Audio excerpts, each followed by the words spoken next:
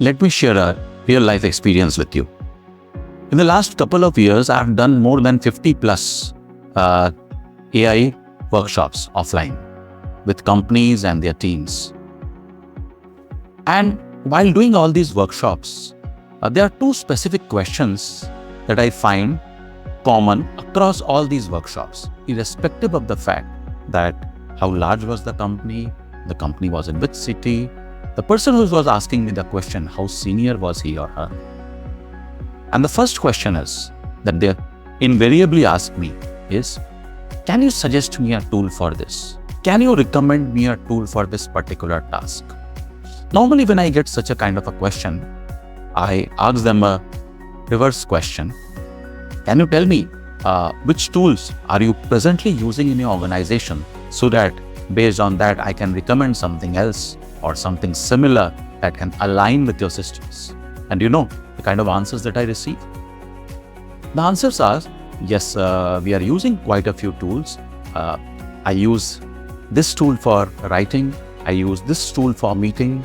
I use this tool for analytics. I use one more tool for automation.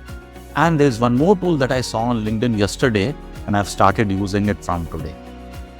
So as you see, they're using hundreds of tools for achieving multiple outcomes. Well, the question was not bad. The question was very positive, because ultimately the motive of the person asking you the question is to add to his or her efficiency, improve something within the organization. But the way things are happening have certain questions that need to be asked. Normally, when you use so many tools, what are you really doing? You are breaking the workflow, your data gets fragmented, and the ownership is also not clearly defined.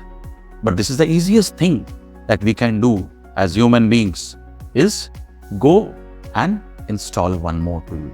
It sounds very easy.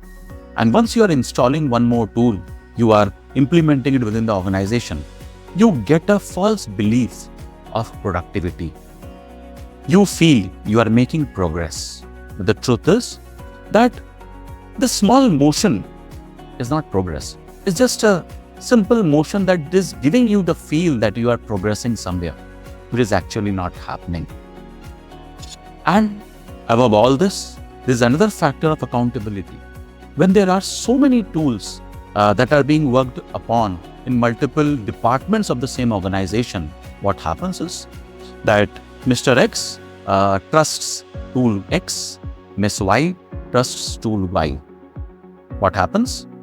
Well, something has to be brought together in order to achieve some kind of a amalgamated result for the organization. These two people do not align together. And ultimately what happens when there is pressure? These people go back to their gut, to their effort, to their normal process of delivering when it comes to a pressure kind of an environment. And as I was talking about accountability, if something goes wrong, nobody takes the accountability. We start believing or explaining to ourselves or to others is that if something went wrong, the problem was with the data. The problem was with the systems. The problem was somewhere else. So next time, if you really need to implement a tool, think. For example, let me give you one more example. Think of an orchestra. If you add a few more instruments to an orchestra, will this really help the orchestra perform better? Well, if the orchestra is very clear about the music that they are planning to play, and they are very clear about the process, the systems, and everything is duly planned, then even small number of instruments can create magic. But if the composition is not clear, then adding more tools means you are simply adding to the noise.